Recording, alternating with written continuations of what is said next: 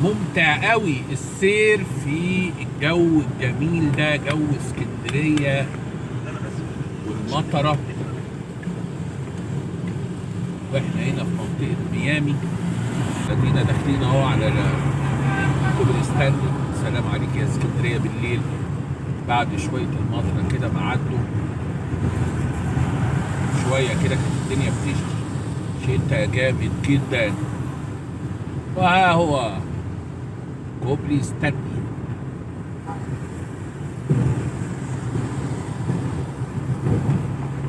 كوبري ستانلي ليلى، جو جميل.